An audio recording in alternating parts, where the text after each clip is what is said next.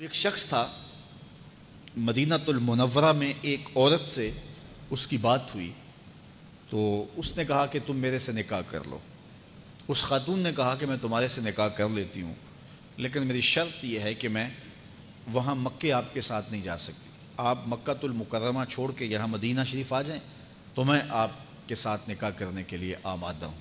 اس نے اس بات میں آر محسوس کی کہ میں اپنا شہر چھوڑوں، ایک عورت کے لیے لوگ کہیں گے کہ عورت کے لیے جو ہے شہر چھوڑ کے چلا گیا، لیکن اس کا جی چاہتا تھا کہ میرا اس سے نکاح ہو جائے۔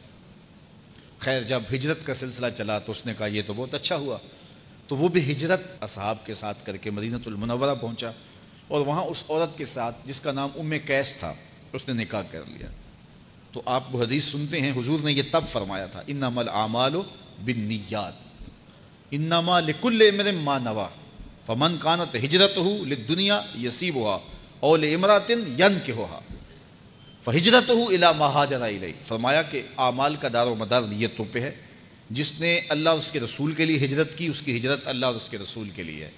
جس نے دنیا کے لیے کی، اس کی ہجرت دنیا کے لیے۔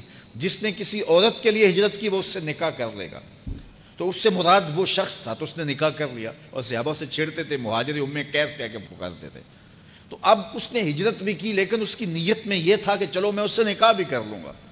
اب یہ بات ذہن میں رکھیے گا کہ نیت کا استحضار یہ بہت زیادہ ضروری ہے۔ یہ یہاں جو طلباء پڑھتے ہیں، اگر ان کی نیت ہو کہ چلو عالم بھی بن جائیں گے، عالم بنیں گے تو پھر خوب عزت کمائیں گے، پھر جو ہے وہ لوگوں کی آنکھوں پہ پلکوں پہ بیٹھیں گے، چونکہ اس دور میں بھی لوگ علماء کی قدردانی کرتے ہیں، تو پھر ان کا مقصد اگر یہ ہو گیا تو پھر ان کا ایک ایک حرف پڑھنا دنیا داری بن جائے گی۔ اور اگر مقصد یہ ہے کہ میں پڑھوں، سیکھوں اور اس سے اپنے عمل سنواروں، اور اللہ اگر مجھے توفیق دے دے تو میں وہ خیر کی باتیں اوروں تک بھی پہنچاؤں تو کہ اللہ کے رسول کی امت سنور جائے اور بھٹکی ہوئی انسانیت راہ ہدایت پہ آ جائے۔ تو یہ نیت میں اگر شامل کر لیا تو باقی روٹی پانی تو بند نہیں ہوگا، عزتیں بھی نصیب ہوں گی، لیکن مقصود ان چیزوں کا نہیں ہے۔ مقصود اللہ اور اس کے رسول کی رضا کو حاصل کرنا ہے۔